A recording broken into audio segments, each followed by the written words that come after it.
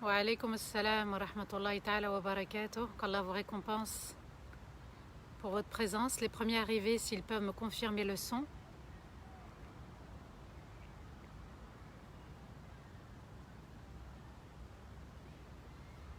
Wa alaykoum assalam wa rahmatullahi ta'ala wa barakatuh. A'udhu billahi minash shaitanir rajim. Bismillahir rahmanir rahim. Innal hamdalillah nahmaduhu wa nasta'inuhu wa nastaghfiruhu wa nastahdihi wa na'udhu billahi min shururi anfusina ومن سيئات أعمالنا من يهدي الله فلا مضل له ومن يضلل فلن تجد له وليا مرشدا وأشهد أن لا إله إلا الله وحده لا شريك له وأشهد أن محمدا عبده ورسوله اللهم صل على محمد في الأولين وصل على محمد في الآخرين وصل وسلم على سيدنا محمد في الملأ الأعلى إلى يوم الدين رب اشرح لي صدري ويسر لي أمري واحلل عقدة من لساني يفقه قولي Amma ba'd, mes chers frères et mes chères sœurs, assalamu alaikum wa rahmatullahi ta'ala wa barakatuh. Qu'Allah vous récompense pour votre présence, qu'Allah Azza wa Jal accepte ces moments que l'on passe ensemble, qu'Allah vous récompense pour le son, c'est gentil. Il y en a qui sont, j'ai eu vos messages un petit peu après. Merci beaucoup.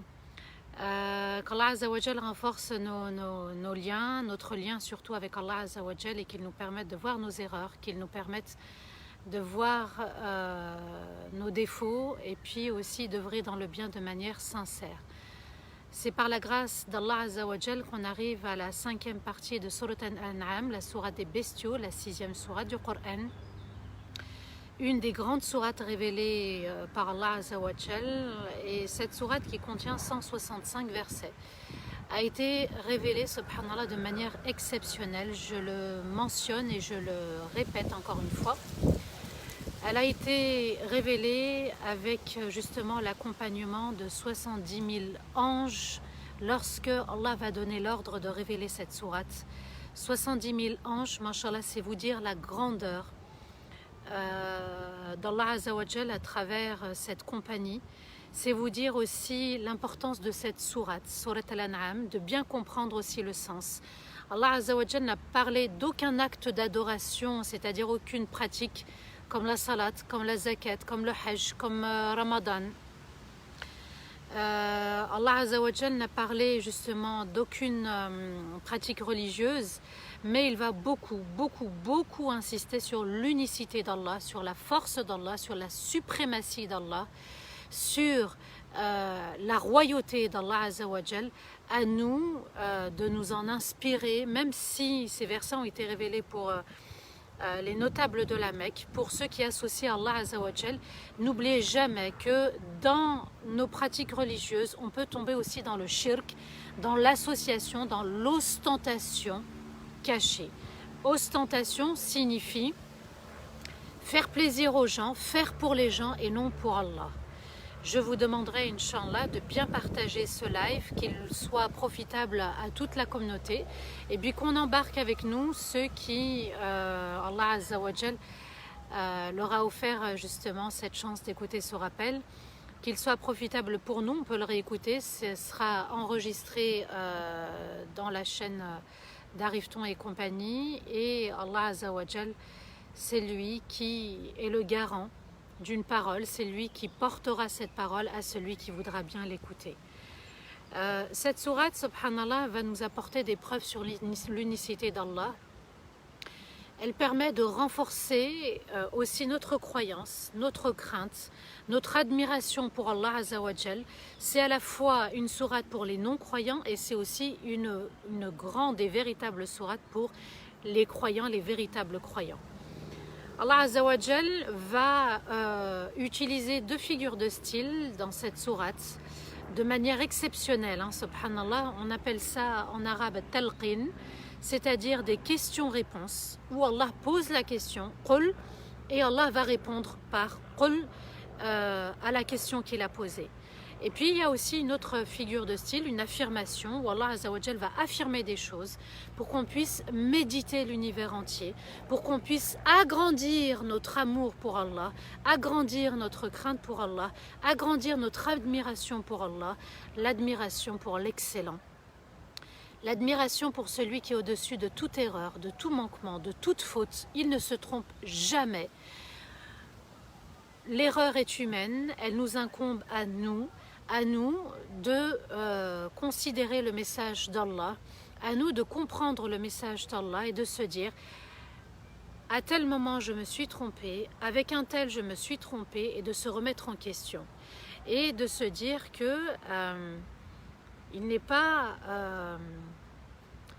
ce n'est pas un signe de faiblesse ou d'infériorité que de recevoir une bonne critique de la part d'un frère ou d'une sœur ou d'un ami ou d'une amie ou d'un parent, de recevoir justement une critique.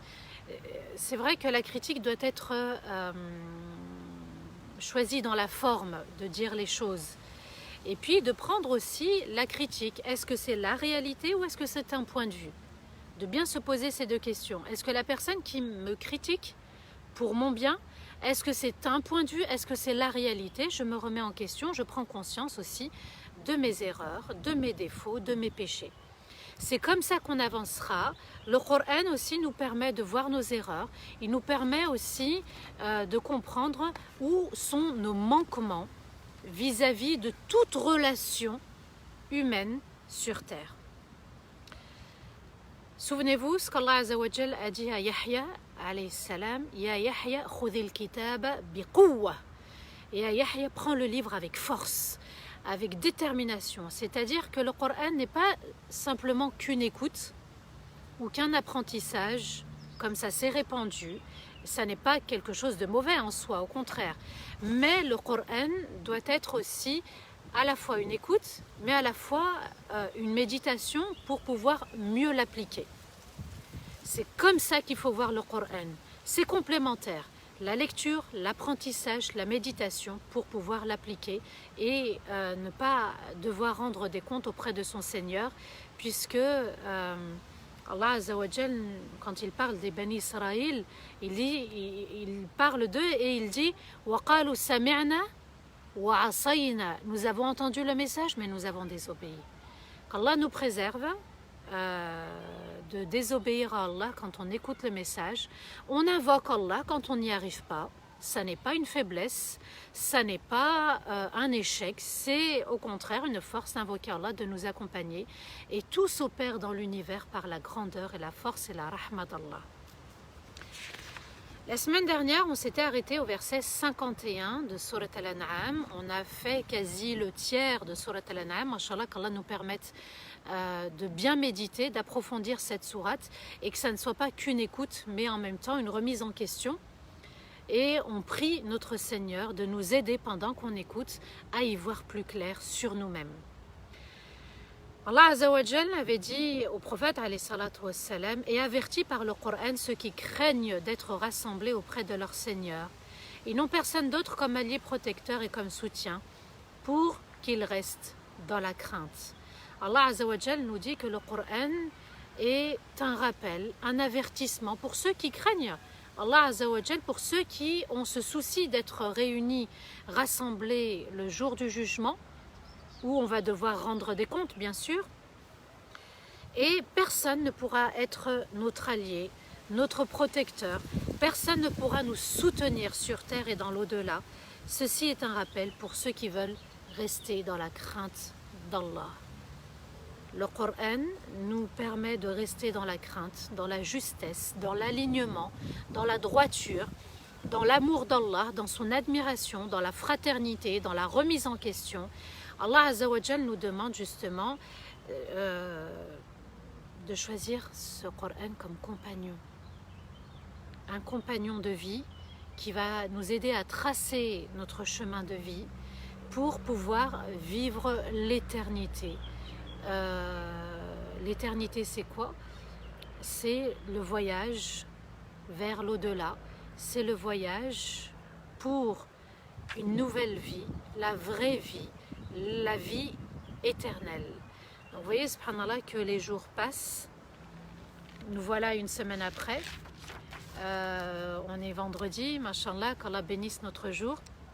Qu'Allah nous permette de lire Surat Al-Kahf avec tous ces enseignements qu'on a pu essayer de comprendre par l'aide d'Allah durant le début du confinement, souvenez-vous, mashallah. Et subhanallah, ça continue avec le Coran. et qu'Allah Azza wa Jal nous permette de mentionner son nom, d'être toujours dans l'admiration de l'excellent. Et quand on est convaincu de l'excellence d'Allah, eh bien on l'invoque, eh bien on lui demande de l'aide, eh bien on fait les efforts nécessaires et on est main dans la main tous ensemble et qu'Allah nous pardonne et nous aide à être meilleurs qu'hier. Amin ya Rabb. Nous voilà au verset 52 jusqu'au verset 62. On va étudier ensemble 11 versets où Allah Azza wa Jal nous demande de méditer justement davantage le Coran, davantage aussi la création d'Allah. Et dans le verset 52, Allah nous dit وَلَا تَطْرُدِ الَّذِينَ يَدْعُونَ رَبَّهُمْ بِالْغَدَاةِ وَالْعَشِيِّ يُرِيدُونَ وَجْهَهُ مَا عَلَيْكَ مِنْ حِسَابِهِمْ مِنْ شَيْءٍ وَمَا مِنْ حِسَابِكَ عَلَيْهِمْ مِنْ شَيْءٍ فَتَطْرُدَهُمْ فَتَكُونَ مِنَ الظَّالِمِينَ. Allah Azza wa Jal dit au prophète n'éloigne pas avec mépris ceux qui invoquent leur Seigneur du début du jour jusqu'à la fin du jour, à la fin de la journée, ne voulant que satisfaire Allah. Tu n'es pas responsable pour les juger ou bien connaître leur fort intérieur ou leur apporter leur subsistance. Et ils ne sont pas responsables de toi ou de ta foi. Alors si tu les éloignes avec mépris, tu seras alors parmi les injustes. Pourquoi ce verset a-t-il été révélé par Allah Azza wa Jal? Je vais y revenir, je vais le relire, Inch'Allah. Les notables de la Mecque, cette fameuse élite rebelle, cette élite injuste, cette élite qu'Allah Azza wa Jal a mentionnée dans le Coran et les a appelés les criminels. D'accord? Puisque c'est un crime que d'associer, c'est un crime que de refuser la vérité évidente d'Allah. Allah Azza wa Jal nous explique que ces notables voulaient venir s'entretenir avec le prophète alayhi salatu wassalam. Et dans leur entretien avec Muhammad sallallahu alayhi wa sallam, ils ne voulaient pas que les pauvres de la communauté de Rasulullah sallallahu alayhi wa sallam soient avec lui. Ils ne les acceptaient pas en fait. Souvenez-vous, dans le tafsir de Surat Hud, Allah avait parlé de Nuh alayhi salatu wassalam. Dans l'histoire de Nuh, il y avait cette élite, encore une fois, ces notables, ce groupe de pression, je dis bien groupe de pression parce qu'il faisait pression aussi aux autres pour ne pas croire au message divin. Et ils refusaient, subhanallah, justement, cette classe sociale, cette catégorie sociale qu'on appellerait les pauvres. Et puis, il y a eu toujours cette petite minorité, ces personnes qui étaient d'une classe sociale pas très aisée, mais c'est eux qui ont accepté de croire au prophète alayhi salatu wassalam. Nous avons, mashallah, les premiers martyrs de l'islam, nous avons Bilal ibn Rabah, nous avons Salman al-Farisi. C'était des personnes pauvres, subhanallah, mais qui étaient très riches du cœur. Ils ont cru en Allah, ils ont cru et soutenu le prophète Muhammad sallallahu alayhi wa sallam, et puis ça dérangeait ces notables. Parce qu'ils ont très bien compris que même s'ils n'avaient pas cette richesse matérielle, ils avaient ce qui leur manquait, c'était la foi. Essayons aussi de voir, de comparer cette situation à notre situation actuelle aujourd'hui. Vous voyez, subhanallah, que peut-être qu'on est une minorité, peut-être qu'on n'a pas des super revenus, on n'a pas cette aisance matérielle, mais on doit avoir ce cœur très très riche, subhanallah, avec l'amour d'Allah, l'admiration d'Allah, la fraternité pour Allah, obéir pour Allah, ne pas désobéir pour Allah, la crainte pour Allah, l'amour pour Allah. Eh bien, subhanallah, c'est là où je vous emmène dans la forte personnalité, l'acceptation de soi. Ces compagnons ont accepté leur situation, ils se sentaient estimés, valorisés par Allah. Ce verset vient valoriser les compagnons, parce que même si matériellement il n'était pas l'égal de ces notables, de cette classe de riches, eh bien, mashallah, Allah Azza wa Jal nous dit qu'ils avaient l'estime de soi, et ils avaient confiance en Allah, donc confiance en soi. Et puis, le prophète alayhi salam s'affirmait et le disait, on va y revenir, Inch'Allah. Vous voyez, subhanallah, que être un véritable croyant, c'est être dans l'acceptation de soi, comme Allah nous a créé, la ilaha illallah. L'estime de soi, on est véritable croyant. Ensuite, l'affirmation de soi, affirmer la ilaha illallah, moi je n'accepte pas ce que vous faites, j'ai ma religion, lakum dinukum waliyadin, c'est de l'affirmation de soi. Et puis la confiance en Allah pour avoir la confiance en soi. Vous voyez, subhanallah, c'est ça la forte personnalité. D'avoir ces 4 ancrages, ces 4 racines pour pouvoir rester debout, fier et digne. Je reprends le verset. Allah Azza wa Jal dit au prophète alayhi salatu wassalam, par rapport à ces notables qui refusaient ces compagnons pauvres, n'éloigne pas avec mépris ceux qui invoquent leur Seigneur du début jusqu'à la fin de la journée. Parce que eux les ont éloignés avec mépris. On vous rejette, on ne vous accepte pas. Eux les ont éloignés avec mépris. Ya Muhammad, n'éloigne pas cette communauté avec mépris. Parce qu'ils invoquent leur Seigneur du début jusqu'à la fin de la journée, ne voulant que satisfaire Allah. Leur but, ils ont un objectif, c'est qu'Allah soit satisfait d'eux et ils sont sincères avec Allah. Chose que les mouchriquins ne le sont pas. Ils ne sont pas sincères avec Allah et pourtant ils connaissent la vérité. Dans Surat Al-An'am, Allah nous a dit et nous a confié qu'ils connaissent le prophète alayhi salatu wassalam comme ils connaissent leurs enfants, leurs propres enfants. Oui, subhanallah, ils connaissent Muhammad sallallahu alayhi wa sallam. Ils savent que c'est la vérité. Ils connaissent la vérité d'Allah. Mais ils se sont éloignés. Alors ils veulent éloigner, subhanallah, ce groupe de compagnons qui a accepté de suivre le prophète alayhi salatu wa sallam. Et Allah ajoute, donc tu ne les éloignes pas avec mépris et tu n'es pas responsable pour les juger. Donc seul Allah les juge. Et c'est un double message aussi pour le mouchriquin. Vous n'avez pas à les juger, seul Allah les juge. De connaître leur fort intérieur. Ce n'est pas l'apparence qui compte, mais c'est le fort intérieur, mais il appartient uniquement à Allah. Vous voyez, subhanallah, ce verset-là, il suffit rien que pour notre communauté pour dire ne juge pas les autres, car tu ne connais pas leur fort intérieur. Et Allah ajoute, et c'est pas toi qui leur apporte leur subsistance. Donc ça signifie quoi? Nous sommes la propriété d'Allah. Tous, croyants et non croyants. Dans la propriété d'Allah, tu ne peux pas t'approprier, voilà, pardon, je cherchais le terme, tu ne peux pas t'approprier les gens. Car si tu te les appropries, tu vas les juger, mais seul Allah se les est appropriés et seul Allah les juge. Et seul Allah connaît leur fort intérieur. Toi, tu n'as que l'apparence. On avait vu, subhanallah, dans Surat Al-Kahf, qu'Allah maîtrisait ce qui est apparent, mais ce qui est caché. Et ce qui est caché n'est pas ce qui est apparent. Et ce qui est apparent, parfois, n'est pas ce qui est caché. Vous voyez, subhanallah, et Allah Azza wa Jal dit, et tu n'es pas responsable de leur subsistance. Donc, ni pour les juger, ni pour connaître leur fort intérieur, ni pour leur donner à boire, à manger, les vêtir, les loger, et tout ce qui va avec. Vous voyez? Alors, si je ne suis pas responsable des autres, je ne suis responsable que de moi-même. Donc il m'incombe de m'occuper que de moi, d'accord, sans juger les autres, sans chercher, oui mais je suis sûre qu'il ou elle a pensé ça. Allah nous dit, seul Allah appartient justement à cette capacité de connaître le fort intérieur des gens. Même si d'apparence il peut paraître diabolique, seul Allah connaît la vérité sur les gens. Même le non-croyant, Allah lui a offert sa subsistance. Alors ce verset, il vient nous éduquer.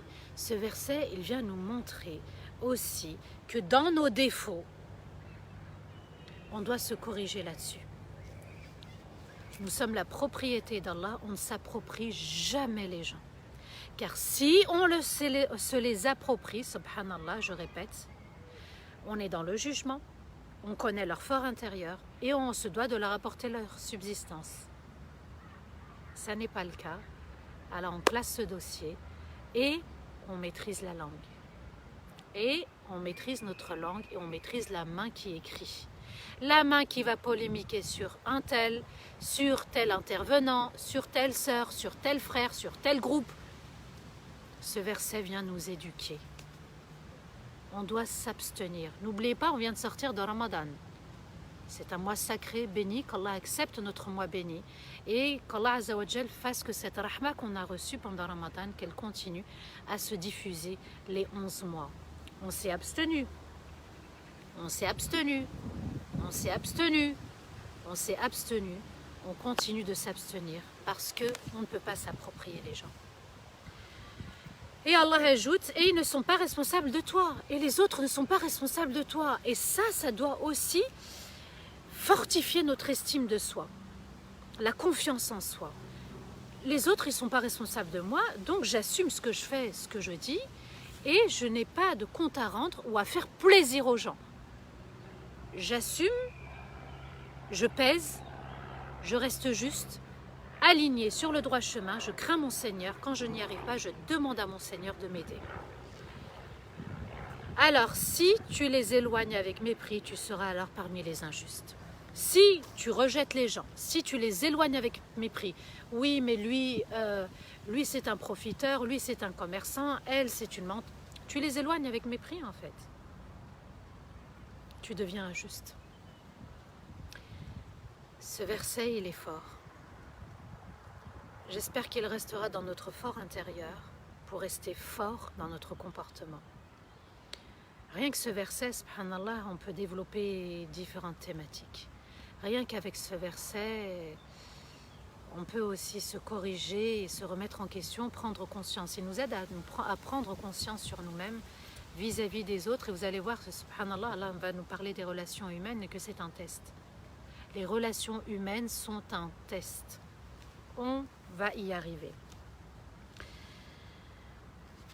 Et Allah Azzawajal vient faire honneur à cette catégorie de personnes pauvres. Vous savez, les pauvres, subhanallah, ils avaient quelque part ce privilège à l'époque du prophète, alayhi salatu wassalam. Souvenez-vous l'histoire de Julaybib, ce compagnon qui était très très pauvre et puis Allah ne lui avait pas donné une certaine beauté et qui cherchait à se marier mais qui était très pauvre. Il faisait partie des pauvres qui dormaient dans la mosquée de la communauté. Et un jour, le prophète alayhi salatu wassalam va le marier. Vous connaissez l'histoire, je pense que vous vous en souvenez, elle nous a tous et toutes marqués.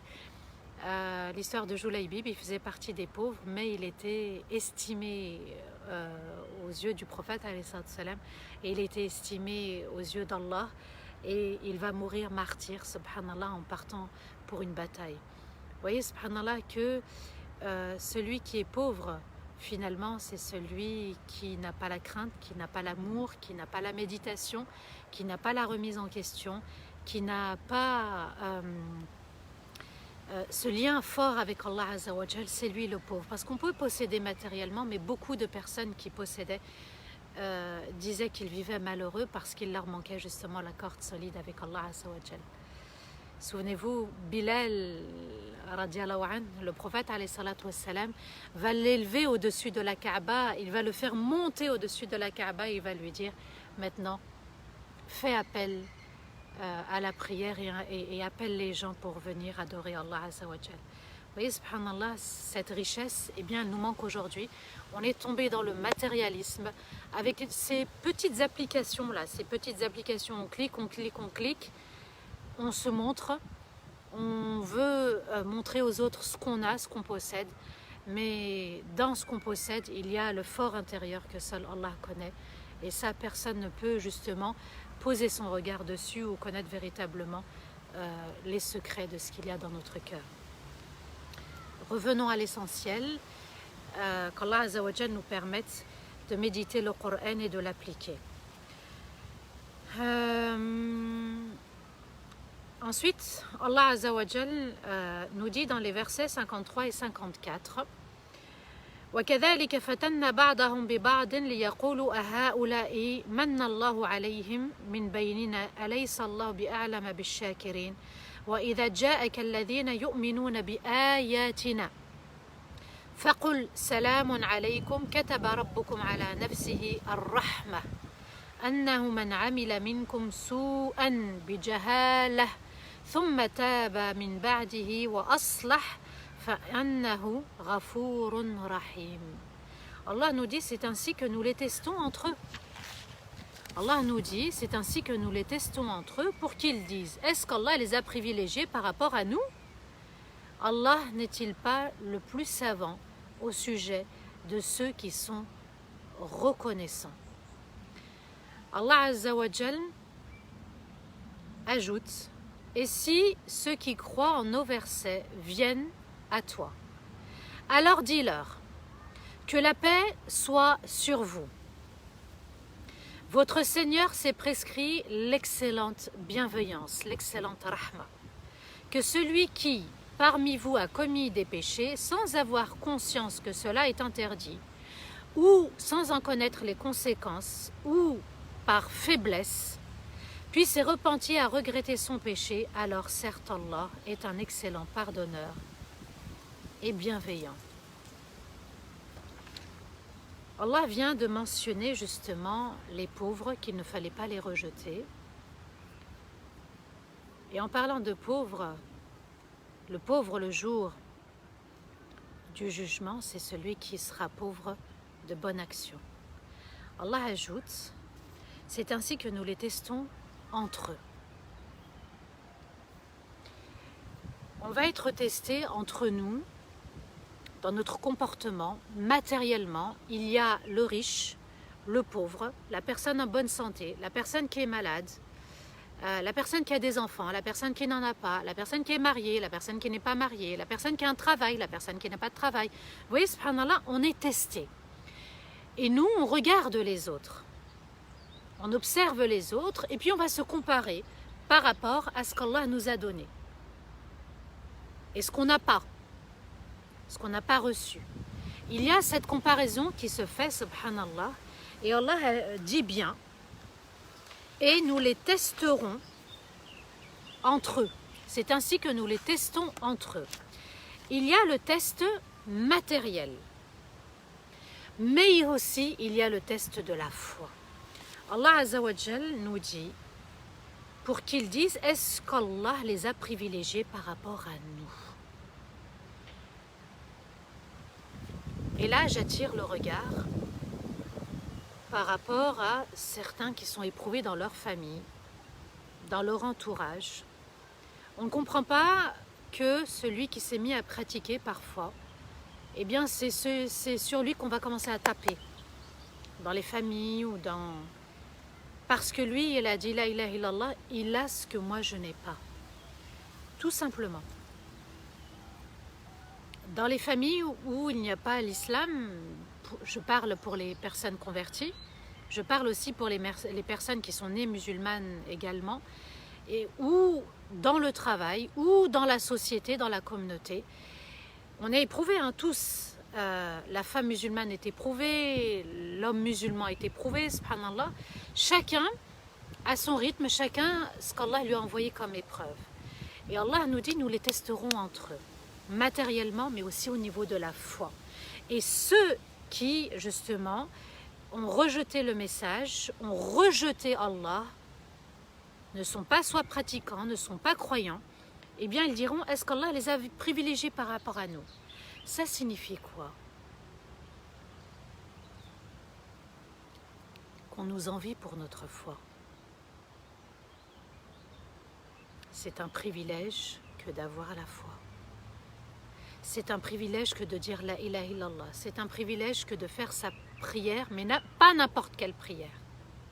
La prière qu'Allah aime, que le prophète nous a enseignée, avec la sérénité, avec l'apaisement, avec les piliers à respecter, avec la fatiha à méditer, avec un recours noble et juste et serein, avec une prosternation noble, juste et sereine, avec cette prière qui a un impact dans mon cœur et un impact dans mon comportement. Vous voyez, subhanallah. Eh bien, cherchez pas, aujourd'hui on est envié pour la ilaha illallah. Je reprends encore une fois nos frères à Guantanamo. Je reprends encore une fois nos frères et nos sœurs dans les camps. Aujourd'hui, ça existe les camps. Dans les manuels scolaires, on a rejeté les camps de concentration. Et aujourd'hui, on nous apprend qu'on nous remet dans les camps de concentration. Vous voyez, subhanallah, les frères et sœurs ouïghours, birmans, rohingyas, le Yémen, tout le Chem. Regardez ce qui se passe actuellement en Palestine. Vous voyez, subhanallah, regardez, ayez un regard sur l'actualité en Palestine, s'il vous plaît. Ce qui se passe en Égypte, ce qui se passe dans les pays du Maghreb, le fawda, l'anarchie. Mais regardez, le facteur commun, c'est la ilaha illallah. Est-ce qu'Allah les a privilégiés par rapport à nous? Eh bien, cette question, elle subsiste encore une fois aujourd'hui. Ce qui se passe dans le monde, c'est qu'il y a le groupe qui suit et le groupe qui a renié. Et le groupe qui a renié sait très bien qu'on est privilégié. Et ça doit renforcer notre estime de soi en tant que croyant. L'affirmation de soi de dire la ilaha illallah avec force et dignité et justesse. Et Allah Azza wa Jal, vous voyez comment il fortifie le croyant et en même temps il lui montre la vérité sur les non-croyants. Ces versets sont actuels. Hein. Ce qui se passe, c'est ce qui s'est passé avec les notables de la Mecque, c'est ce qui s'est passé avec Nuh, Salah, Shuaib, avec tous les prophètes et messagers. C'est la même chose. Et Muhammad sallallahu alayhi wa sallam est aujourd'hui. Allah n'est-il pas le plus savant au sujet de ceux qui sont reconnaissants? Ceux qui sont reconnaissants. Souvenez-vous quand on dit Alhamdulillahi Rabbil Alamin, toutes les louanges d'amour, d'admiration, de reconnaissance de l'existence d'Allah, qu'il faut l'adorer, appartiennent à Allah, le maître des mondes. Ici, la reconnaissance, c'est le fait de dire la ilaha illallah, d'avoir reconnu Allah comme le Seigneur, créateur, roi dans son royaume et qui mérite d'être adoré. Et si ceux qui croient en nos versets viennent à toi, il y en a qui croient, parmi les non-croyants, chez les non-croyants, il y en a qui croient en un Dieu unique, mais qui ne suivent pas le prophète, et puis il y a aussi les croyants, les véritables croyants, c'est à la fois les deux. S'ils viennent à toi, alors dis-leur que la paix soit sur vous. Quelle est cette paix? La paix intérieure, c'est quoi? Votre Seigneur s'est prescrit l'excellente rahma, que celui qui parmi vous a commis des péchés, sans avoir conscience que c'était interdit, ou bien, ça c'est l'explication des savants, ou bien par faiblesse, ou bien des conséquences du péché.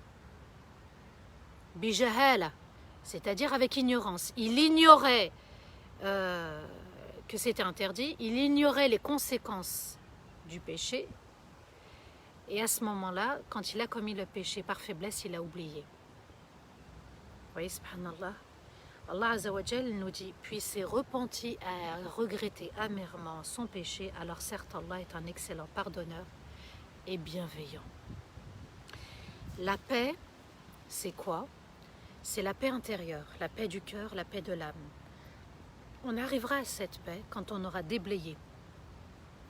Quand on aura déblayé les péchés, et il est de la rahma d'Allah, de la considération d'Allah, de la bienveillance d'Allah envers celui qui se repent, envers celui qui a commis des erreurs, des péchés, ne serait-ce que des montagnes et des montagnes de péchés, eh bien Allah Azza wa Jal lui ouvre les portes de sa rahma. Il le considère à partir du moment où je regrette, je reviens, et je fais suivre ce péché par un repentir sincère, par du dégoût, par une bonne action, eh bien Allah Azza wa Jal efface tout. Il efface tout. C'est ça la rahma d'Allah. Et Allah fait descendre cette paix intérieure, cette sérénité dans le cœur, parce qu'on s'est lavé du passé, on s'est lavé de nos erreurs, de nos défauts, on s'est lavé de tout. C'est ça, as-salam, la paix. Un pays en paix, c'est un pays où il n'y a pas la guerre. Un pays où on n'est pas touché par la guerre. Eh bien, nous, on peut être touché par nos péchés et on peut justement se faire violence à nous-mêmes et devenir exécrable. Pourquoi? La foi, elle baisse à cause des péchés. Eh bien, à nous de nous remettre en question et de méditer cette rahma, car celui qui est pauvre, c'est celui qui est pauvre qui viendra auprès de son Seigneur avec quasi, peut-être pas de bonne action, avec des montagnes de péché, mais personne ne nous garantit qu'on aura une montagne de bonne action. Et personne ne nous garantit le pardon d'Allah. On n'est pas sûr, on est sûr de rien. À nous d'œuvrer, de continuer à œuvrer, parce que les actions, les bonnes actions, c'est comme les nuages, on l'avait dit, on l'avait expliqué, c'est comme les nuages, ça part, le vent souffle. Voilà, vous voyez, subhanallah, le vent, c'est nos paroles dans le vent, c'est nos actions dans le vent, paroles futiles, actions futiles, et on fait, et on éloigne nos bonnes actions. Et Allah ajoute, certes Allah est un excellent pardonneur et il est d'une bienveillance excellente. C'est aussi ça la rahma, donc on ne désespère pas de sa grâce, il pardonne, il faut en être sûr, à nous d'œuvrer pour nous-mêmes, de réagir, d'agir et de continuer à agir, de continuer les efforts. Dans le verset 55, Allah Azza wa Jal nous dit وَكَذَلِكَ نُفَصِّلُ الْآيَاتِ وَلِتَسْتَبِينَ سَبِيلَ الْمُجْرِمِينَ. Et c'est ainsi que nous détaillons et nous éclairons verset par verset et pour que le chemin des criminels se dévoile à vous. Pourquoi Allah Azza wa Jal nous parle justement à la fois des versets et des criminels et de nous la communauté? Allah nous dit, nous détaillons tout dans le Coran, verset par verset. Tout est dans le Coran pour que vous puissiez vivre en communauté et pour que vous puissiez comprendre le monde dans lequel vous vivez. Je reprends, et c'est ainsi que nous détaillons, nous éclairons verset par verset. Donc, l'unicité d'Allah, l'existence d'Allah, la force d'Allah, la bonté, la bienveillance d'Allah, et pour que le chemin des criminels se dévoile à vous. Ce qu'ils font, comment ils réagissent face à l'existence d'Allah, comment ils réagissent face à ceux qui disent La ilaha illallah, ils ont du mépris, ils veulent les éloigner. Ils les rabaissent. Vous n'êtes que rien. Des pauvres qui suivent bêtement. Allah Azza wa Jal nous dit que le Coran vient nous éclairer et comprendre la société, le monde dans lequel on vit. Il y a une guerre qui ne dit pas son nom, il y a une vérité à suivre, et puis il y a l'illusion. À nous de bien comprendre qu'est-ce qui se passe autour de nous, de regarder l'actualité, les différents pays, ce qui se passe aussi pour les musulmans dans ces pays. Regardez ce qui s'est passé pendant le confinement, en dehors du confinement, et les versets d'Allah viennent nous éclairer. Les criminels, vous voyez, subhanallah, en fait, ce sont des personnes qui désobéissent et qui s'entêtent aussi dans le péché, dans la désobéissance, et qui ont un comportement frontal avec Allah. Je vous invite à regarder juste autour de vous. Dans les versets 56, 57 et 58, Allah nous dit قُلْ إِنِّي نُهِيتُ أَنْ أَعْبُدَ الَّذِينَ تَدْعُونَ مِنْ دُونِ اللَّهِ قُلْ لَا أَتَّبِعُ أَهْوَاءَكُمْ قَدْ ضَلَلْتُ إِذًا وَمَا أَنَا مِنَ الْمُهْتَدِينَ قُلْ إِنِّي عَلَى بَيِّنَةٍ مِنْ رَبِّي وَكَذَّبْتُمْ بِهِ مَا عِنْدِي مَا تَسْتَعْجِلُونَ بِهِ إِنِ الْحُكْمُ إِلَّا لِلَّهِ يَقُصُّ الْحَقَّ وَهُوَ خَيْرُ الْفَاصِلِينَ قُلْ لَوْ أَنَّ عِنْدِي مَا تَسْتَعْجِلُونَ بِهِ لَقُضِيَ الْأَمْرُ بَيْنِي وَبَيْنَكُمْ وَاللَّهُ أَعْلَمُ بِالظَّالِمِينَ. Dis, affirmation, il m'a été interdit d'adorer ceux que vous invoquez en dehors d'Allah. Dis, je ne suis pas, du verbe suivre, je ne suis pas vos passions interdites. Si je suis vos passions, je m'égare et je ne serai pas alors parmi les guidés. Dis, je suis sur la preuve évidente de mon Seigneur, la preuve qui distingue clairement le faux du vrai et que vous avez démenti. Je ne peux pas répondre à votre demande pour laquelle vous vous empressez, c'est-à-dire le châtiment. Je vais y revenir. Le pouvoir et la justice n'appartiennent qu'à Allah. C'est lui qui nous informe de la vérité et il est le meilleur juge qui tranche entre le faux et le vrai. Dis, si j'avais ce que vous vouliez en termes de châtiment, je vous aurais anéanti et l'ordre aurait été donné de vous châtier. Mais Allah est plus savant de ceux qui sont injustes, qui méritent qu'on les délaisse en retardant le châtiment. Allah nous dit, et là le croyant, il doit s'affirmer, dit, il m'a été interdit d'adorer ce que vous adorez, ce que vous invoquez en dehors d'Allah. L'affirmation de soi. Moi, ça m'est interdit de manger du porc, ça m'est interdit de boire de l'alcool, de le dire, dis. Il m'a été interdit d'être dans le shirk. C'est interdit pour moi. Allah nous apprend à s'affirmer. Dis, du verbe suivre, je répète, je ne suis pas vos passions interdites. Le shirk est une passion. Dans le shirk, n'oubliez pas aussi, il y a l'ostentation cachée, de vouloir plaire aux autres, de vouloir agir pour que les autres nous regardent, nous voient. Et quand on est dans ce shirk, on s'éloigne d'Allah et puis on commet des péchés aussi. Parce qu'on cherche le regard des gens. Souvenez-vous, les 3 premières personnes qui vont entrer en enfer, parmi la communauté de Muhammad sallallahu alayhi wa sallam, celui qui récitait pour qu'on dise Masha'Allah, il ou elle a une belle voix. Celui qui est parti au jihad pour qu'on dise Masha'Allah, d'un courage. Et celui, il ou elle a fait sadaqa pour qu'on dise Masha'Allah, quelle générosité. Vous voyez, subhanallah? Eh bien ça vient détruire la forte personnalité. Les péchés viennent déstabiliser la forte personnalité. La forte personnalité, elle s'affirme dans ce qui est de l'ordre de l'obéissance à Allah Azza wa Jal. Donc je reprends. Dit, il m'a été interdit d'adorer ceux que vous invoquez en dehors d'Allah. L'affirmation de soi. Ou bien, Allah Azza wa Jal nous dit aussi, dit, je ne suis pas vos passions interdites. De le dire. Moi, je ne vous suis pas dans vos passions interdites, dans votre shirk, dans votre kufr, dans votre transgression, dans votre entêtement, dans vos péchés. Je ne te suis pas. Et Allah Azza wa Jal, ici, il nous fait comprendre que ceux qui suivent leurs passions sont dans l'ego, sont aussi dans at-taqlid, le fait de suivre une tradition ancestrale.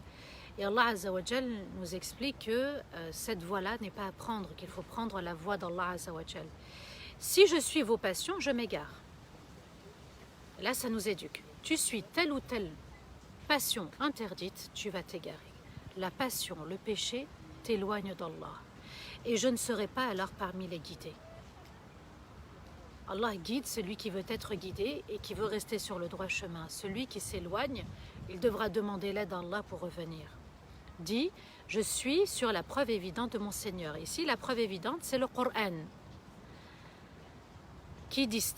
La preuve qui distingue clairement le faux du vrai. Allah Azza wa Jal établit la vérité dans le Coran, la vérité sur nous-mêmes, sur la création de l'univers, la vérité aussi sur al-mushrikin, sur les autres, la société dans laquelle on vit, sur le comportement à adopter, sur le comportement à délaisser.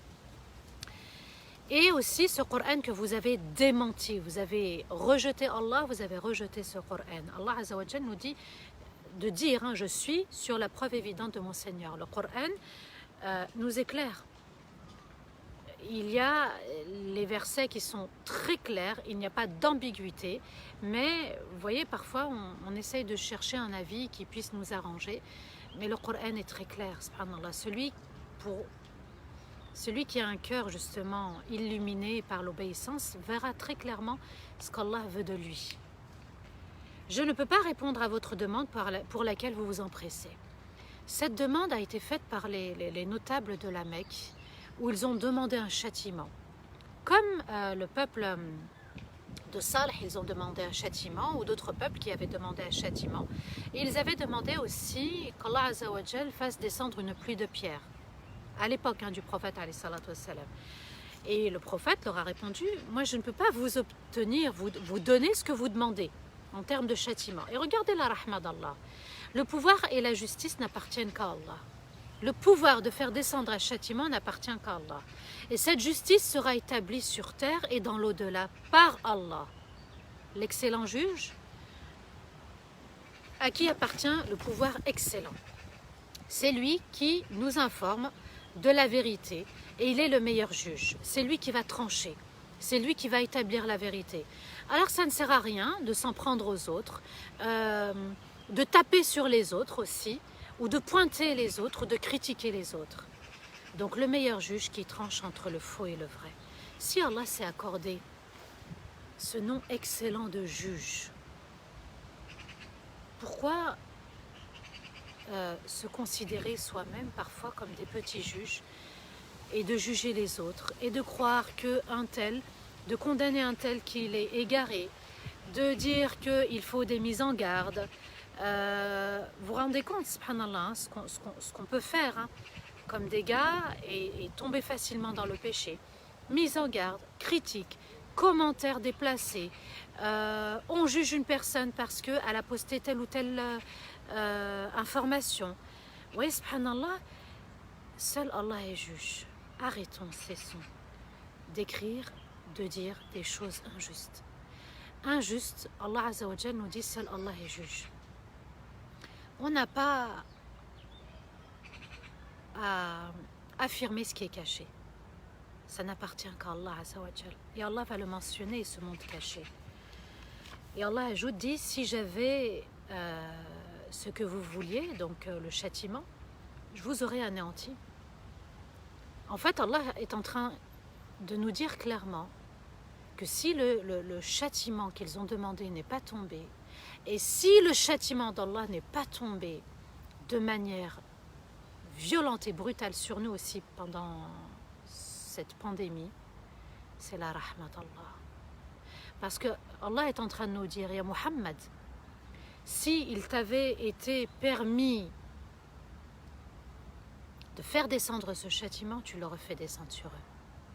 Avec ce qu'ils disent à ton sujet, avec ce qu'ils font contre toi, ils complotent, ils manigancent, ils te font du mal, ils disent du mal de toi, eh bien tu l'aurais fait descendre sur ce châtiment. Tu aurais jeté le châtiment sur eux.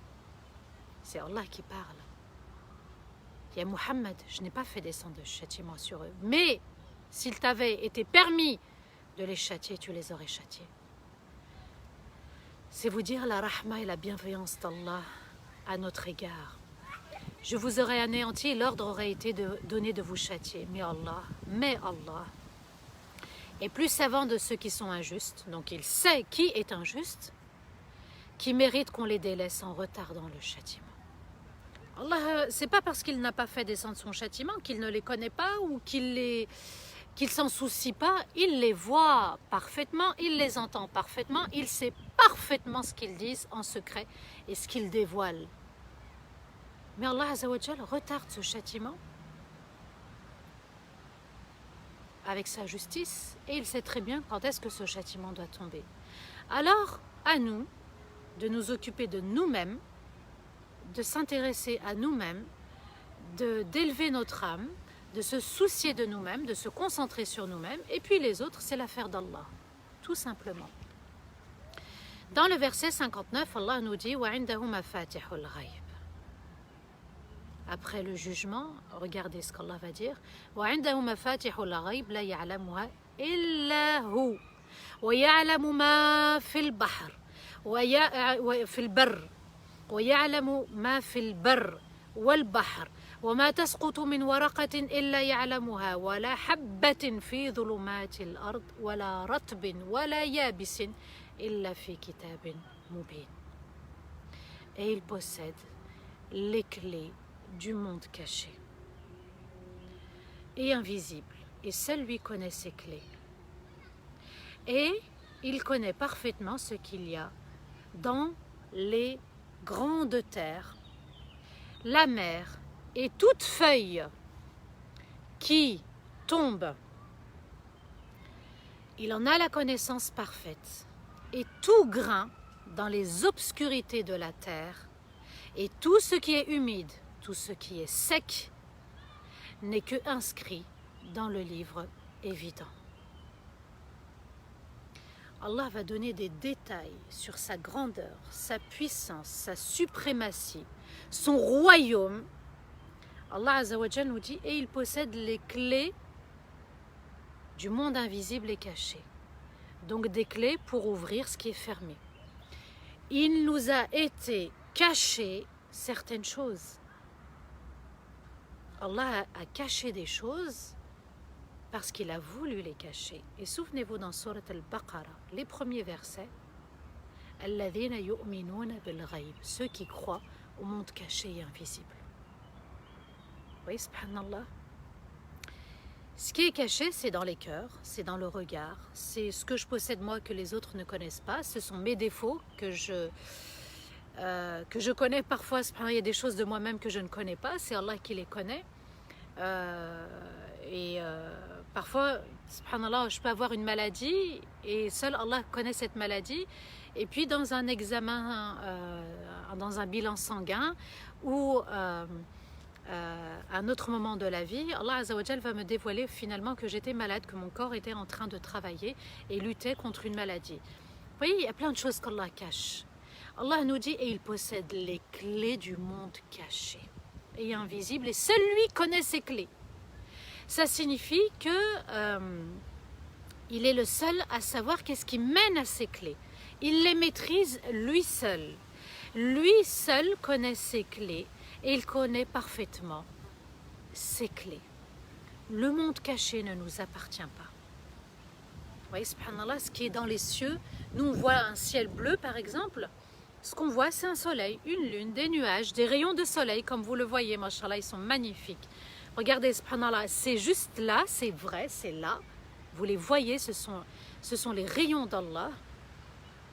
Ça appartient à Allah. Comment ils sont venus? Qu'est-ce qu'il y a à l'intérieur? Quelle est la distance?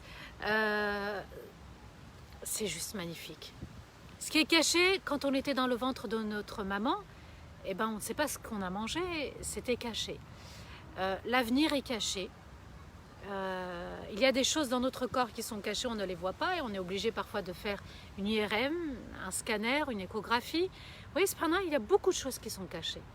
Mais c'est la volonté d'Allah de les cacher. Elle est là, la grandeur d'Allah. Parce que l'infiniment grand perçoit subtilement l'infiniment petit et caché. Et Allah ajoute, et il connaît parfaitement ce qu'il y a dans les grandes terres. Le désert, le Sahara, il y a des plaines, il y a des montagnes, subhanallah, il y a des terrains inoccupés, subhanallah, mais seul Allah connaît ce qu'il y a dans ces terrains, dans ces endroits, dans ces lieux de la terre. Et Allah ajoute, et la mer. Alors imaginez la mer, les profondeurs d'une mer, tout ce que la mer cache, les océans, les mers, la mer Méditerranée, la mer Rouge, l'océan Pacifique. Imaginez, prenez la carte, hein, et Allah connaît tout ce qu'il y a. Il maîtrise tout dans les cieux, il maîtrise entre les cieux et la terre, il maîtrise ce qu'il y a sous terre, il maîtrise ce qu'il y a dans l'eau, sous l'eau. Et Allah ajoute, et toute feuille qui tombe.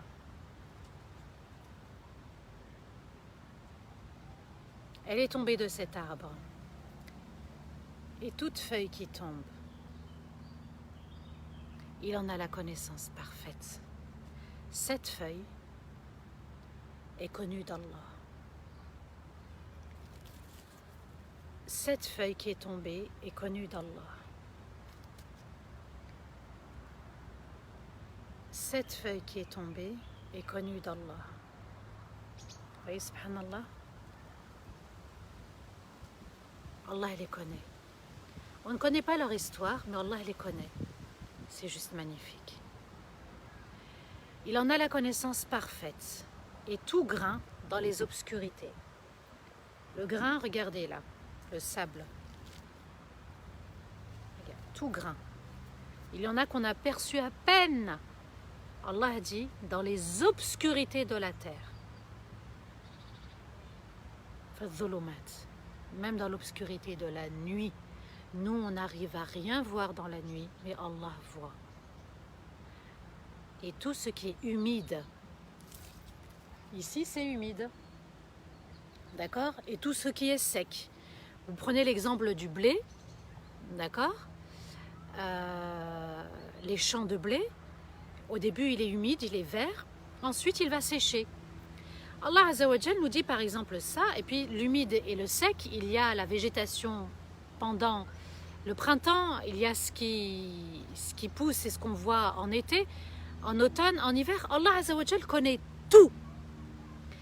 Et je prends juste l'exemple du blé. Alors nous, on va dans notre hypermarché, dans notre supermarché, et on va acheter un paquet de farine. Ce paquet de farine, il a une histoire. Regardez le vent, subhanallah, s'est levé. Ça, c'est la force d'Allah. Allah connaît le vent qui s'est levé. Et c'est lui qui vient de faire tomber, subhanallah, la feuille, je ne sais pas si vous l'avez vue, elle vient de tomber. Allah savait qu'elle allait tomber là, maintenant, il y a quelques secondes. Et Allah Azza wa Jal nous dit, en fait, ce paquet de farine, ou ce paquet de riz, ou ce paquet d'avoine, eh bien, il a une histoire. C'était du blé humide, c'était une graine d'abord. Ensuite, ça a poussé, c'est devenu humide, donc c'est devenu vert. Ensuite, ça a séché, on a récolté le blé. Ça a une histoire, subhanallah. Allah sait très bien comment ce paquet de farine est venu dans tes mains. Ce paquet de farine, on y fait de la cuisine. Enfin, on peut cuisiner avec des pâtisseries, on peut cuisiner sucré, salé. Allah le connaît. On va au rayon, mais Allah connaît ce paquet. Il connaît ce paquet de riz, il connaît ce paquet de lentilles. Vous voyez, subhanallah, Allah connaît son histoire. Allah est en train de nous dire, tout ce qui vous entoure, en fait, je le maîtrise, je le connais. Je le sais parfaitement. Alors s'il connaît tous ces détails, il n'y a qu'un Seigneur qui connaît ces détails et il connaît tout de nous. Absolument tout de nous, et ça doit nous réconforter. Si Allah connaît absolument tout de nous, alors pourquoi on n'accepte pas le destin douloureux comme le bon destin? Vous voyez, subhanallah, Allah me connaît parfaitement. Je n'ai pas besoin de me faire connaître auprès des autres. Instagram, Facebook, et on y va avec les photos et les vidéos, etc. Vous voyez, on veut se faire connaître. Allah Azza wa Jal te connaît parfaitement. Et ça suffit. Ça suffit pour vivre, ça suffit pour méditer, ça suffit pour cheminer et avancer dans sa vie. Allah Azza wa Jal nous dit que tout est inscrit dans un livre. Il a inscrit dans un livre, et je me suis même posé la question, subhanallah, en méditant ce verset, je me suis dit, mais comment il est le livre d'Allah? Il est tellement grand et immense, subhanallah, que si Allah connaît le petit détail, eh bien, la grandeur de son livre, peu importe. Même dans ce qui est petit, Allah le connaît. Peut-être que son livre est grand et immense, peut-être qu'il est petit. Je me suis dit, subhanallah, tout est inscrit en fait. Comment est ce livre? Il y a tellement de choses à écrire, déjà rien que par rapport à notre histoire. Si je prends mon histoire, il y a tellement de choses à écrire. Si je prends l'histoire de toute la communauté, il y a tellement de choses à écrire. Si je prends l'histoire de Nuh alayhi salam jusqu'à aujourd'hui, il y a tellement de choses à écrire. Ben, je me suis posé la question, je me suis dit, mais comment il est ce livre en fait? Mais comme Allah est parfait, excellent, et qu'il y a des choses qui dépassent notre raison, qui sont cachées justement, qui dépassent notre raison, eh bien Allah est capable de créer ce livre à la manière qu'il a souhaité. Petit, grand, peu importe, ce livre existe et il y a notre histoire. Notre histoire, elle est écrite, notre histoire, Allah la connaît, du début jusqu'à la fin, et Allah Azza wa Jal me suffit. Hasbi Allah wa ni'mal wakil. Il est le meilleur garant et protecteur. Hasbi Allah, ça veut dire Allah me suffit. Il connaît toute ma vie. voyez, subhanallah, le chant de l'oiseau que vous venez d'entendre, Allah savait qu'il allait chanter à ce moment-là. C'était déjà inscrit dans son livre. Il y a des feuilles, subhanallah, qui tombent là, que je vois devant moi. Vous voyez, subhanallah, c'est... Subhanallah veut dire Allah est au-dessus de toute imperfection, il est excellent et parfait. Eh bien ça, ce verset vient mentionner la perfection de notre Seigneur. Dans les 3 derniers versets, pour aujourd'hui, Allah nous dit, dans les versets 60 à 62, وَهُوَ الَّذِي يَتَوَفَّاكُمْ بِاللَّيْلِ وَيَعْلَمُ مَا جَرَحْتُمْ بِالنَّهَارِ ثم يبعثكم فيه ليقضى أجل مسمى ثم إليه مرجعكم ثم ينبئكم بما كنتم تعملون وهو القاهر فوق عباده ويرسل عليكم حفظة حتى إذا جاء أحدكم الموت توفته رسلنا وهم لا يفرطون ثم ردوا إلى الله مولاهم الحق ألا له الحكم وهو أسرع الحاسبين. Allah nous dit, et c'est lui qui reprend entièrement vos âmes la nuit. Et il sait parfaitement ce que vous avez obtenu dans la journée grâce à vos membres. Puis il vous réveille pour réaliser et accomplir votre vie jusqu'à un terme fixé. Puis vers lui se fait votre retour. Puis il vous informera de ce que vous faisiez. Et il est la suprématie absolue au-dessus de ses créatures. Et il vous envoie des anges protecteurs jusqu'à ce que la mort vous parvienne et que nos messagers reprennent votre âme. Et ces anges ne négligent absolument rien. Ils ne se trompent pas et ne dépassent aucune limite. Puis, ils seront rendus à Allah, leur vrai protecteur. N'est-ce pas à lui le seul pouvoir de juger? Et il est le plus rapide des juges. Et c'est lui qui reprend entièrement vos âmes la nuit. Alors on s'est tous réveillés ce matin parce qu'on a dormi la nuit. Là, Allah Azza wa Jal nous parle de ce qui se passe la plupart du temps. Il y a des personnes qui travaillent la nuit et qui dorment le jour. D'accord? Allah parle d'une généralité en fait. Et c'est lui qui reprend entièrement vos âmes la nuit. Donc en fait, quand on ferme les yeux et qu'on part, Allah a repris mon âme. Il a pris soin de moi. Il m'a fait fermer les yeux. Il m'a laissé me reposer. Il m'a envoyé des anges pour me protéger. Tantôt je me tourne à droite, tantôt je me tourne à gauche pour éviter qu'on ait des escarres. Souvenez-vous l'histoire des compagnons de la caverne où des anges les retournaient à droite, ensuite à gauche pendant des siècles. Allah Azza wa Jal est en train de nous expliquer sa grandeur, qu'il prend soin de nous la nuit, qu'il reprend l'âme pour que le corps puisse se reposer. Un corps qui se repose, qui respire, qui inspire, qui expire, tantôt à droite, tantôt à gauche. Le corps se repose, tout le corps se repose. Et subhanallah, il y a un hadith du prophète qui dit que celui qui dort avec ses ablutions, son âme va passer la nuit prosternée sous le trône d'Allah. Vous voyez, subhanallah, il s'en passe des choses la nuit. C'est Allah qui gère la nuit, ça fait partie de sa grandeur, pendant que nous, on est dans une mort pas entière, hein. Je veux dire, on n'est pas véritablement mort, mais c'est une mort qui s'apparente à la vraie mort. Et il sait parfaitement ce que vous avez obtenu dans la journée grâce à vos membres. Ma jarahtum. Jaraha vient de jawarih aussi, qui veut dire les membres, ce qu'on a fait avec nos membres. Et il sait parfaitement ce qu'on a fait avec nos membres. Si on a été dans l'obéissance ou dans la désobéissance, si on a travaillé, si on a œuvré, si... Vous voyez, subhanallah, tout ce qu'on a fait avec nos membres, ce qu'on a mangé, ce qu'on a dit, toute bonne action ou mauvaise action. dans la journée grâce à vos membres, puis il vous réveille pour réaliser, accomplir votre vie jusqu'à un terme fixé. Et là, Allah Azza wa Jal nous dit, et il nous a rendu notre âme ce matin, comme chaque matin, pour qu'on puisse réaliser notre vie, accomplir ce qu'on a à accomplir dans notre vie, jusqu'au terme fixé, jusqu'à la mort ou jusqu'à la fin du monde. Peut-être qu'on va vivre la fin du monde, jusqu'à un terme fixé. Chacun a un délai bien déterminé.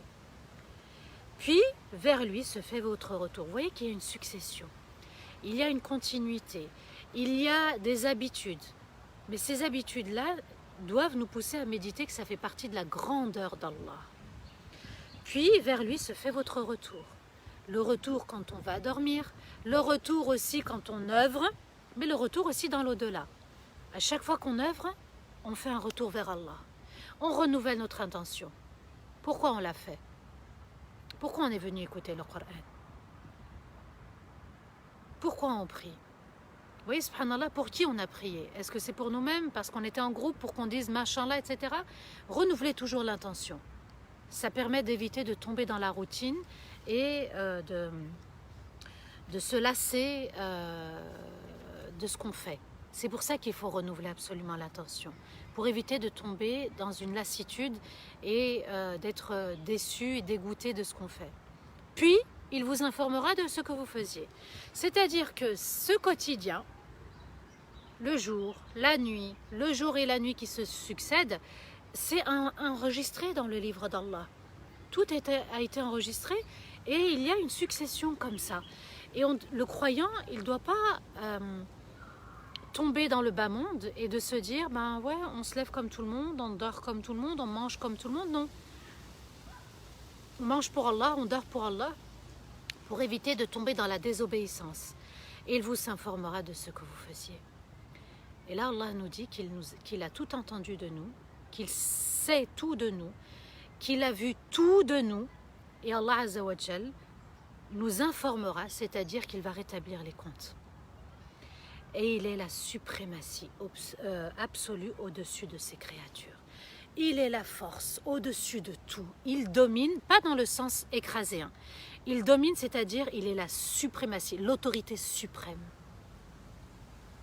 C'est à lui qu'on doit obéir. Et on se soumet à lui. Et on ne fait pas plaisir à quelqu'un pour tomber dans le péché. Et on doit purifier notre ego, purifier notre âme, l'élever. C'est Allah l'autorité, dans tout et pour tout. Et ça, il faut l'accepter, le comprendre. Chose que ceux qui ont renié Allah ont rejeté. Ils ont rejeté la suprématie d'Allah. Et puis vous avez, comme Pharaon, l'ordre mondial. Ils se sont considérés comme l'ordre mondial. D'accord? Il y en a qui se considèrent comme un ordre mondial sur terre. Allah nous dit, il n'y a pas d'ordre mondial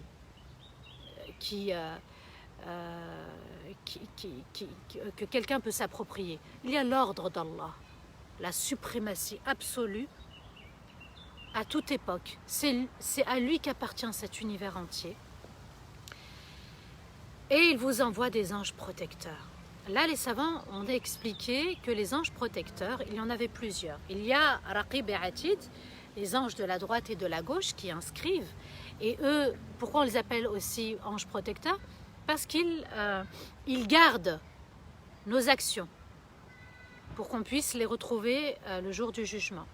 Et souvenez-vous ce qu'on avait dit dans le confinement, qu'il y avait l'ange de la droite qui était responsable de l'ange de la gauche et que l'ange de la gauche devait attendre le feu vert pendant des heures, 6-7 heures, le feu vert de l'ange de la droite pour inscrire le péché en attendant que la personne se repente. Il y a un délai.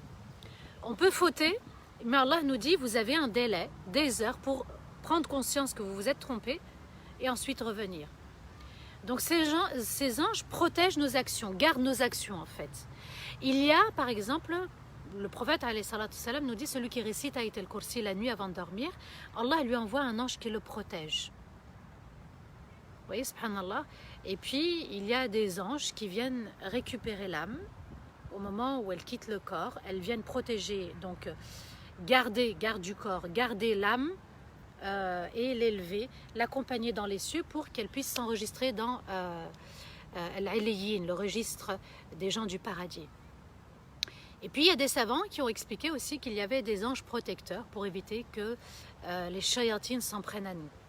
Vous voyez, par exemple, quand on récite A'udhu kalimatillahi tammat bismillahi alladhi la yadurru ma'a ismihi shay'un fil ardi wa la fis samawati was-sami'ul 'alim. Vous voyez toutes ces invocations, que celui qui récite Qul a'udhu birabbil falaq, Qul a'udhu birabbin nas, celui qui récite Ayat al-Kursi, eh bien Allah Azza wa Jal va lui envoyer un ange pour le protéger. Il y a des anges protecteurs. Allah nous dit, il est la suprématie absolue au-dessus de ses créatures et il vous envoie des anges protecteurs. Quand on demande aussi la protection, jusqu'à ce que la mort vous parvienne, et nos messagers reprennent donc l'âme. Les anges sont aussi des messagers, ils sont missionnés par Allah. Certains ont des fonctions, des tâches différentes des autres, et puis il y en a qui sont missionnés pour récupérer l'âme. L'âme avec un linceul blanc et l'âme avec un linceul noir. Celle qui aura le linceul blanc, c'est l'âme du croyant, avec du musc venant du paradis. Et ils vont, subhanallah, envelopper cette âme, la parfumer et l'élever au ciel. L'ange qui a justement, les anges qui ont le linceul noir vont venir récupérer l'âme qui a rejeté Allah, qui a renié Allah, et malheur à cette âme. Allah ajoute, et ces anges ne négligent absolument rien. Ça veut dire quoi? Ils ne se trompent pas et ne dépassent aucune limite. Ils ont un ordre défini par Allah, ils se tiennent à l'ordre d'Allah. Ils n'en font pas qu'à leur tête, ils ne se trompent pas, ils ont une tâche bien définie. Et Allah Azza wa Jal nous explique qu'ils sont missionnés, ils prennent soin de l'âme, à nous aussi de les ressembler dans leurs tâches, dans leur mission. Puis ils seront rendus à Allah. Ces âmes, elles seront rendues à Allah. Elles vont revenir auprès d'Allah le jour du jugement. Leur vrai protecteur, celui qui les a protégés, qui a protégé leur subsistance, qui les a protégés d'un mal, qui les a protégés de tomber dans le bas monde. Oui, il y a le bas du monde aussi. Vous voyez, subhanallah, les abysses. Et n'est-ce pas à lui le seul pouvoir de juger? Ces âmes, elles sont récupérées par Allah.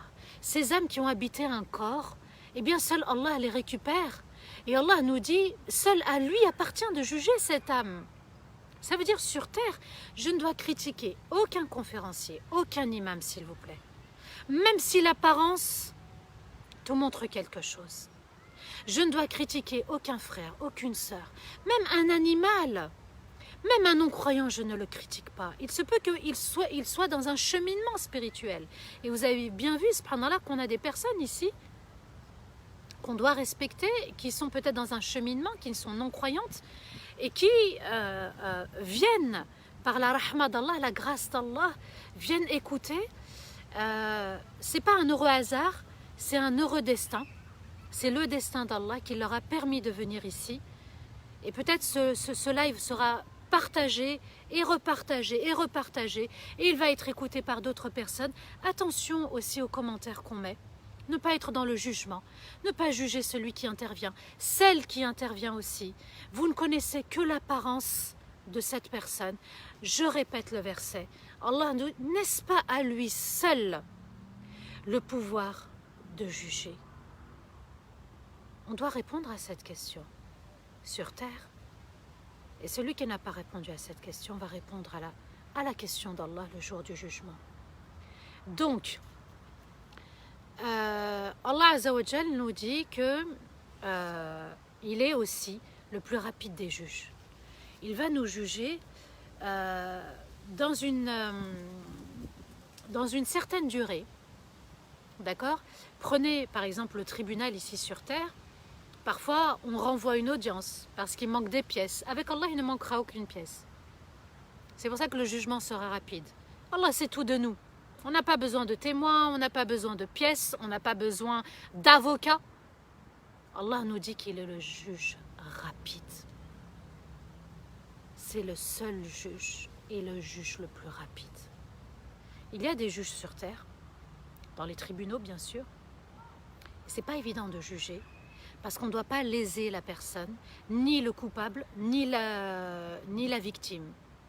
Et Allah Azza wa Jal nous dit qu'il est le seul juge. Alors si Allah est le seul juge, eh bien l'erreur est humaine chez les juges sur terre.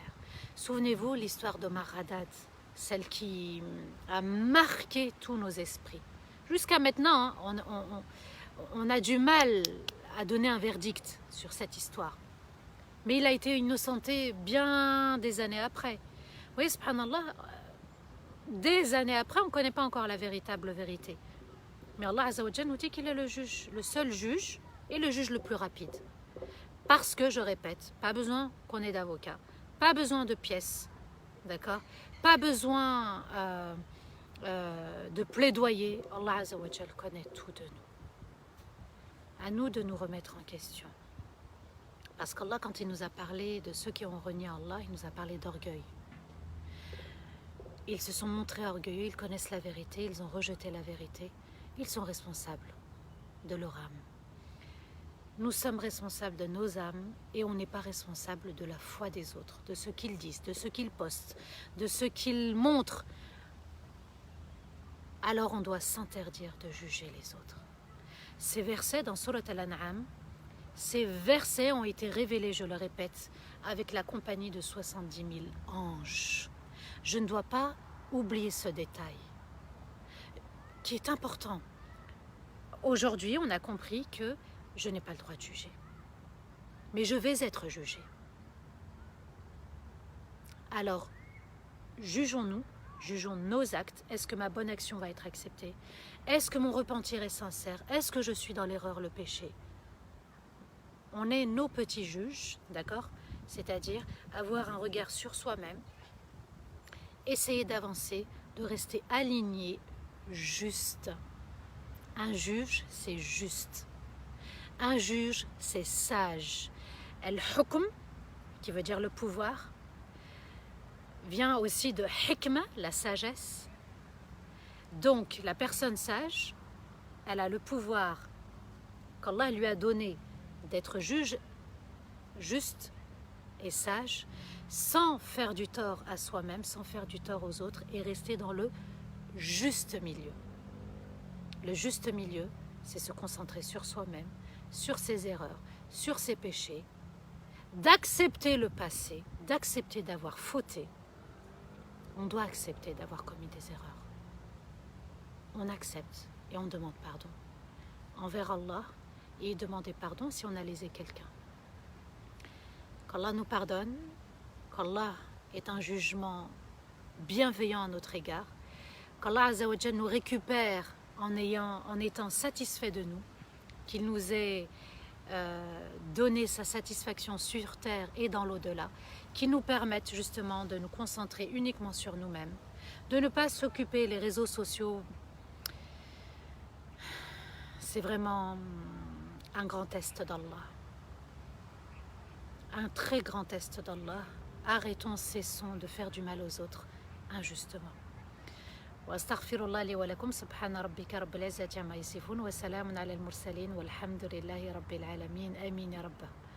Qu'Allah vous récompense pour votre attention, pour ces moments qu'on passe ensemble, qui nous permettent de nous réunir dans l'au-delà et qui nous permettent aussi d'être les uns pour les autres, utiles et non pas des troupeaux qui suivent de manière aveugle les autres. Et puis on tombe dans l'erreur facilement et dans le péché facilement. Allah Azza wa Jal nous permette d'avoir un très très bon regard sur nous-mêmes et qu'il nous permette aussi d'être bienveillants sans excès et qu'Allah Azza wa Jal nous regarde avec clémence et bienveillance. Alors s'il nous regarde avec clémence et bienveillance, alors on espère, subhanallah, d'être clément et bienveillant envers les autres. Voilà, donc j'essaye de voir s'il y a des questions, s'il y a des remarques. Alors Jean-François nous dit, merci ma sœur, non ce n'est pas le hasard qui m'a fait vous rencontrer. Alhamdulillah. Louange à Allah. Tant mieux alors.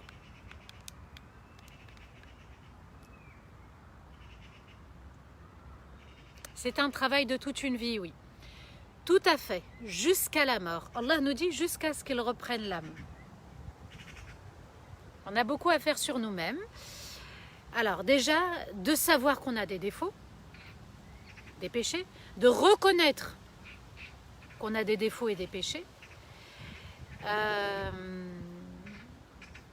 d'œuvrer, de changer nos défauts et nos péchés, et d'être constant, de fournir les efforts, et les efforts et les efforts jusqu'à la fin de notre vie.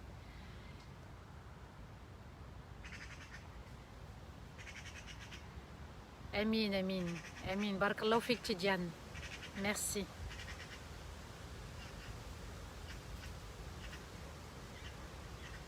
Aucune âme ne portera le fardeau d'une autre âme, bien sûr. Mashallah, mashallah. J'ai l'impression qu'il y a une évolution, mashallah, dans les commentaires. Il y a... subhanallah, c'est juste magnifique. Il y a de l'avancée, il y a une réelle prise de conscience. Oui, une grande erreur judiciaire par rapport à ce qui s'était passé, subhanallah. Dieu n'abandonne personne, tout à fait. Machallah, machallah. Julien, je te remercie.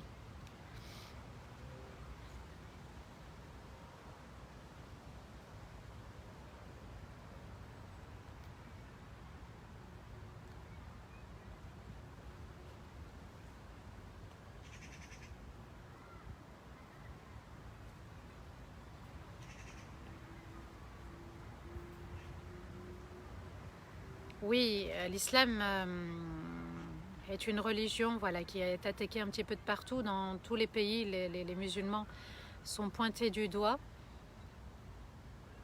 Le test est pour la communauté, n'oubliez pas. Le test est aussi pour la communauté, c'est-à-dire invoquons tous ensemble pour la communauté, qu'Allah protège et renforce ceux qui subissent l'injustice dans notre communauté. Nous devons nous remettre en question chaque instant, oui, du mieux qu'on peut, hein, d'accord? La maladie est-elle une purification de nos péchés? Oui, tout à fait. Allah est avec ceux qui patientent, mais la patience, je répète, la patience, elle n'est pas de rester chez soi les bras croisés, c'est pas ça la patience.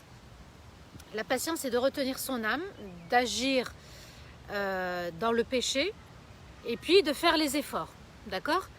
Je ne peux pas dire oui, je ne connais pas la Fatiha donc je patiente. Non, c'est pas ça. Tu vas faire les efforts, tu as pris conscience que tu ne connais pas la Fatiha, tu vas l'apprendre et ensuite tu vas faire les efforts pour faire salat. Julien, ton commentaire est apparu, je l'ai lu, tout simplement.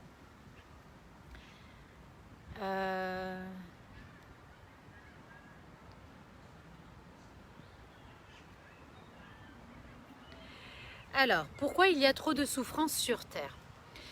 Si on médite, subhanallah, toutes les sourates qu'on a étudiées et méditées ensemble jusqu'à maintenant, la souffrance, c'est quoi en fait? C'est le fait d'avoir renié Allah.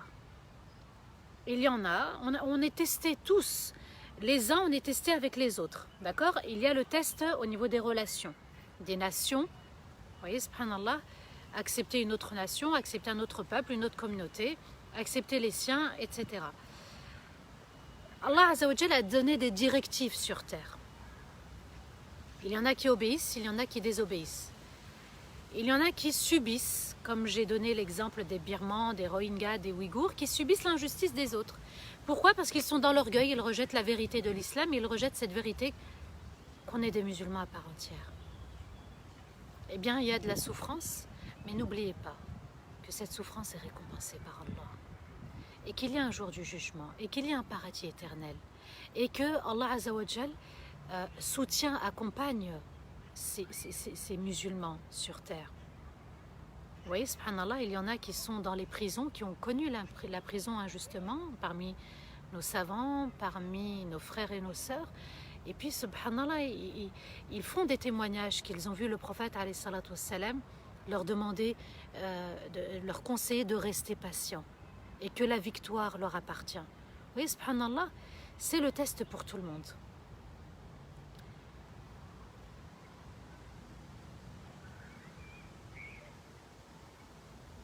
à nous d'être vigilants à travers les médias, d'accord.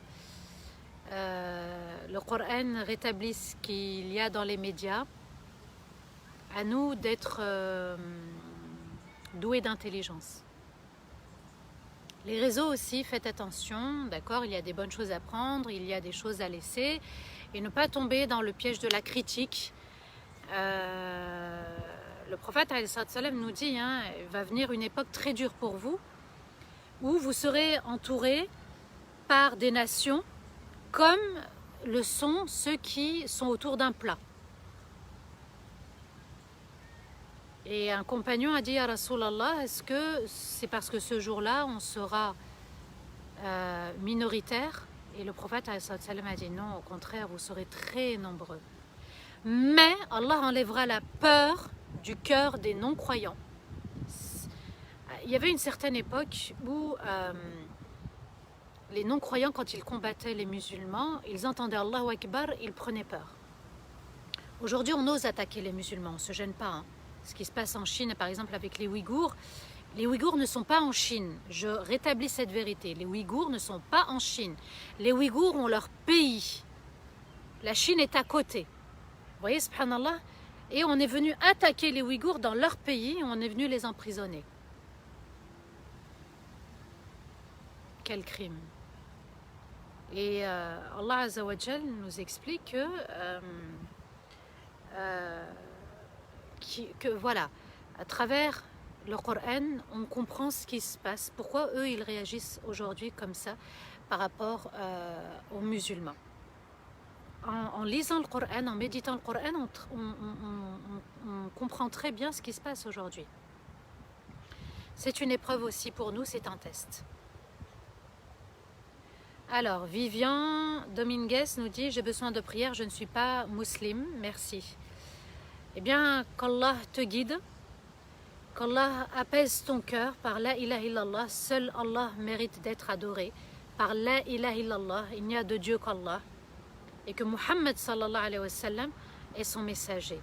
Qu'Allah ouvre ton cœur, qu'Allah mette des rayons de soleil dans ton cœur et qu'Allah t'aide à y voir plus clair. Regardez, c'est un non ou une non-musulmane ou non-musulman. Je ne sais pas si c'est un homme ou une femme, c'est écrit Vivian Dominguez, qui demande des prières pour être guidé. Regardez, subhanallah, la rahma d'Allah qui se propage.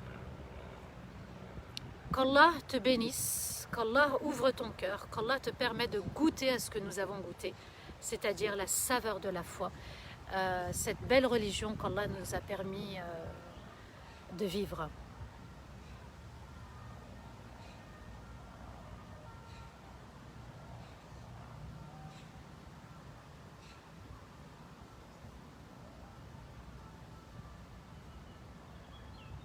Mashallah les commentaires, mashallah les commentaires très très riches.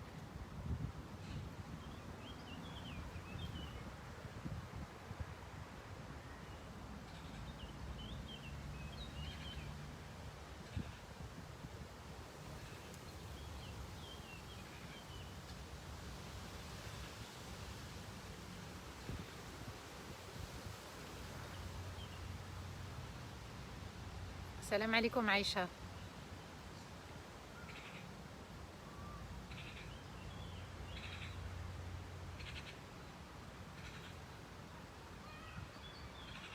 Alors, Andy Ahmed, ce que je te conseille de faire, subhanallah, c'est de réciter dans une grande bouteille d'eau régulièrement, 7 fois surat al-Fatiha, puisque le prophète l'a surnommée celle qui soigne et qui guérit. D'accord, Andy Ahmed, s'il te plaît, ce conseil, tu bois de l'eau tout au long de la journée et régulièrement jusqu'à ce que tu sois guéri. J'avais donné ce conseil de Surat al-Fatiha à un frère qui souffrait de son cancer et qui souffrait. Quand je vous dis qu'il souffrait, il m'a dit je souhaite vraiment la mort. Et subhanallah, au bout de 2 semaines, il a commencé à ressentir moins les douleurs et Allah l'a pris quelques semaines après. Allah yarahmouk, qu'Allah lui fasse miséricorde à tous ceux qui sont malades et et qui nous ont quittés.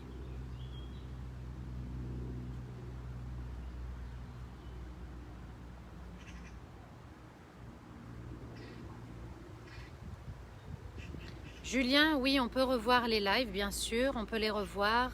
C'est dans la rubrique vidéo de cette chaîne d'Arrive-t-on et compagnie.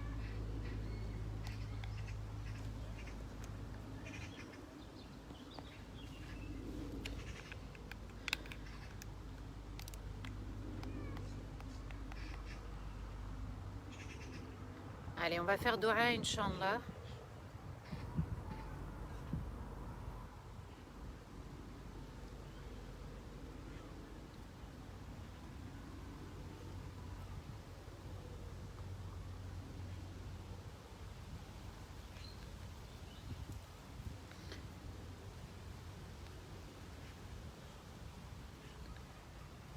أعوذ بالله من الشيطان الرجيم بسم الله الرحمن الرحيم اللهم صل وسلم على سيدنا محمد في الأولين وصل وسلم على سيدنا محمد في الآخرين وصل وسلم على سيدنا محمد في الملأ الأعلى إلى يوم الدين.